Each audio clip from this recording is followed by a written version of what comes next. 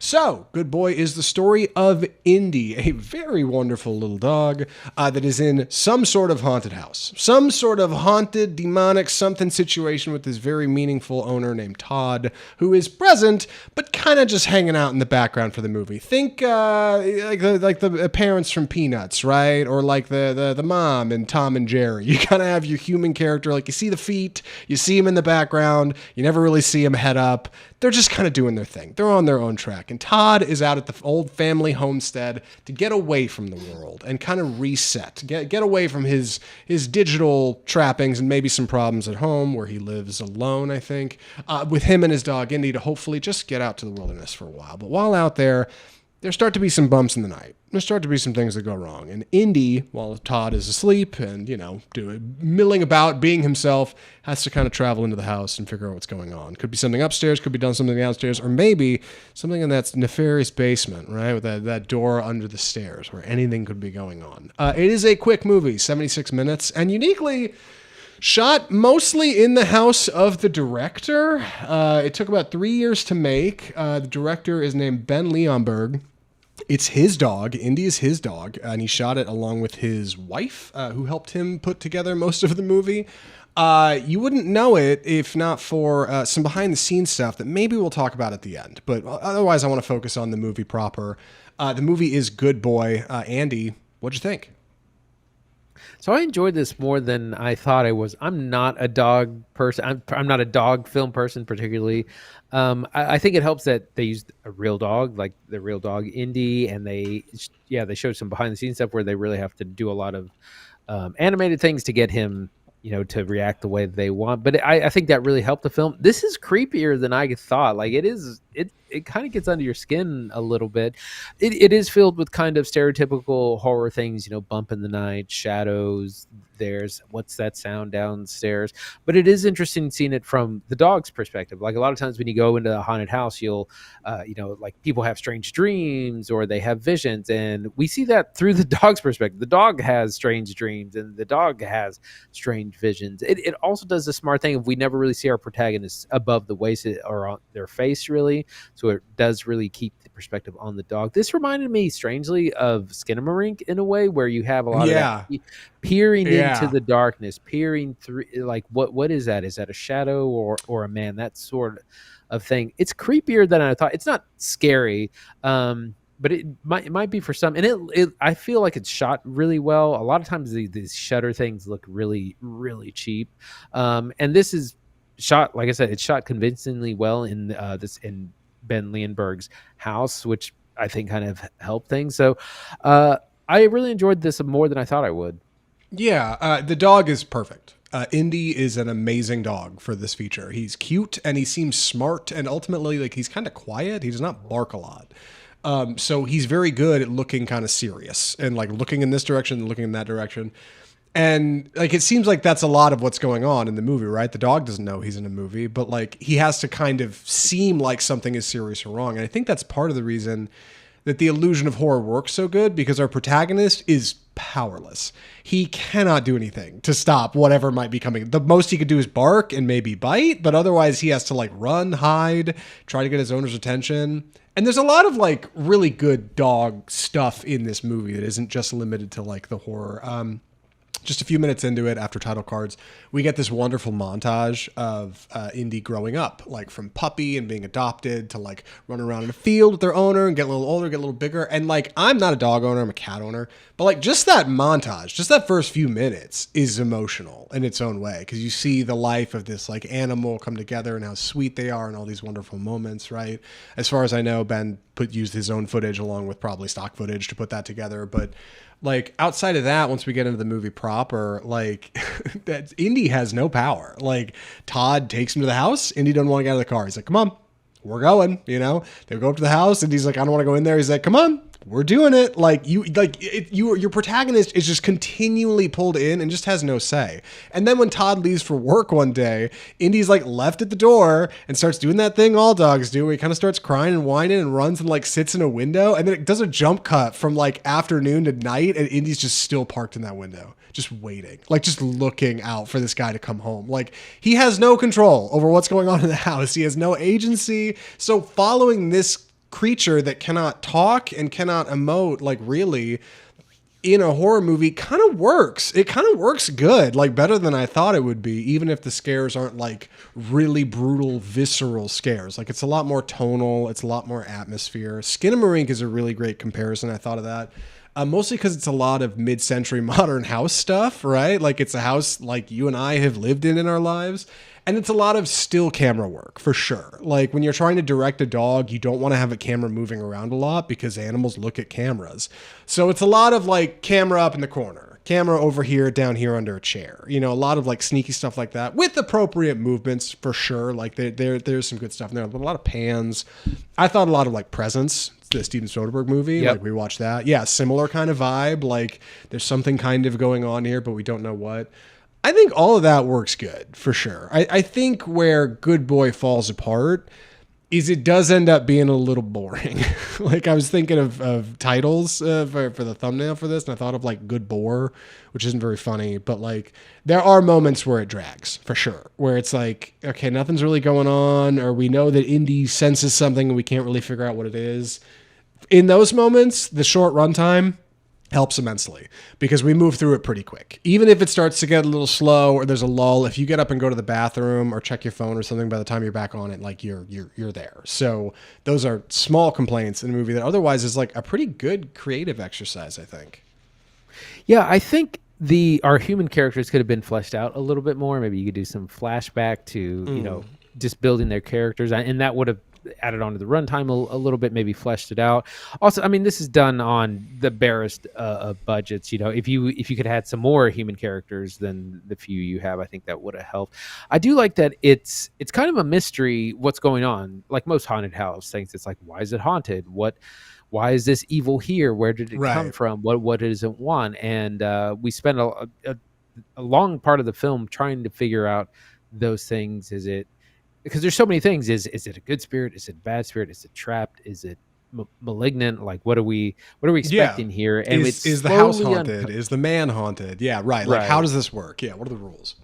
And it takes its time kind of revealing those things. So that's the part that I enjoy. It does have that experimental feel. It's a lot of the camera looking in dark corners and just waiting. And like I said, it's fairly slow pace, but like I said, I was like, I'm enjoying this more because it is such a creative thing more than like the Smashing Machine for instance.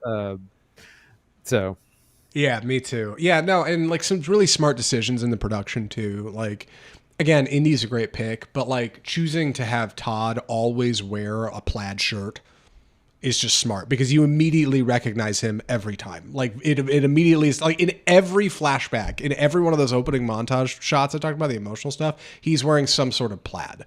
Or like it's subtle, but it works, and it establishes in your head that guy's owner, he's good. Like he's good for dog. Indy and him are tight. That works. They do it in the opening shots. Like it's all the way through the movie. The sister, Vera, who Todd talks to via speakerphone. Every time they talk, they're on speaker. It always shows the phone and says Vera on there. We always hear her. So the audience, get to hear their conversation, even though Indy does not understand it. Even though Indy doesn't really recognize that person's name, we still get to see that the camera is on screen, so we know who he is talking to. Like that stuff works good. There's a neighbor character at one point, like who immediately has some identifiable traits about them that you recognize. So if they come up later, you'll be like, oh, that guy, I remember that. Like that stuff is all important for establishing like a cinematic language when the dog can't talk, right? Like some of your big challenges of having a protagonist who doesn't speak. So like in that way, like having a passive protagonist take an active role in a horror feature is challenging and smart. And I think Good Boy's good stuff. I don't think it's a great horror movie. The ultimately the mystery and the scares when they all come down to it are acceptable. They're fine. And if you're a horror fan, like it's October, Halloween, throw it on. It's on Shudder, right? That's where it'll be. Great service for it. IFC worked on it. But it's a really good dog movie. That's what I think. I think if you're a dog owner, you will really enjoy this movie. If you're a horror fan and you don't own a dog, you'll be fine with it. You'll be like, yeah, it's creative. Yeah, it's good, you know. But yeah, any other thoughts, Andy, for recommendations? Yeah, unfortunately, because it is such a small budget, that's where it would be more interesting. Like Presence, if it could have a few more actors in it, if you could have more lore, more backstory, flesh the idea out a little bit. I'm sure they had a very small budget that they had to stay within. That definitely could help it more. And this might work better in a different genre. Maybe not. It's interesting in horror, but maybe action or maybe a different storyline where there's more characters involved, but you're still seeing things through the perspective of the dog. But still, an interesting project and approach to film. Andy, would you recommend Good Boy? I'd recommend it for dog people and horror people. If you're already subscribed to Shudder, it'll be there shortly. I'm sure it is. It does have it's definitely made for the theatrical experience. I could tell, like, it's got that kind of direction with the way the blocking and the just overall cinematography. It's meant for that big screen experience, but it'll work at home just fine. Yeah, I think Good Boy's a good time. I think if you're a dog owner, you should check it out. If you're not a dog owner, or maybe you don't care as much, like, it's a fine horror movie. It's a really good dog movie. Ben Leonberg directed it and co-wrote the script with Alex Cannon. Ben, keep making movies. Keep putting this dog in your movies. This dog rocks. He's a movie star. Keep making movies with Indy. He's very good. It's a very good dog movie. So yeah. And for all the studios that want to do a CGI dog going forward, right? Like what was it, Call of the Wild with Harrison Ford? This is how you do a dog movie. It's hard, but it's not super hard, right? It's manageable. So yeah. I don't want to talk about spoilers because we don't do spoilers on this podcast, but that's kind of the wrap up for Good Boy. Really quick, can we talk a bit about the end credits for Good Boy? Can we issue a spoiler proclamation here and tell people if they haven't seen it that you should get? Do you want to talk about that at all, Andy? Because I do. Yes, I don't think that's a spoiler because it's not about the movie. If you stay after the, I hear you. Yeah, all right. If you stay after the credits, you get some behind the scenes of how they shot the film with director Ben Leonberg, and he just kind of explains the difference between what's going on in camera, what you see versus what they had to do, like to get the dog to look different ways. They're like being really loud and animated and things, and it might just be really quiet in the scene. So there's a lot of that kind of juxtaposition. They could only film for maybe 3 hours a day. That's about how much energy the dog had, and they might get 8 seconds of footage or something. It took 3 years. So it's very interesting, kind of strange also to have it at the end.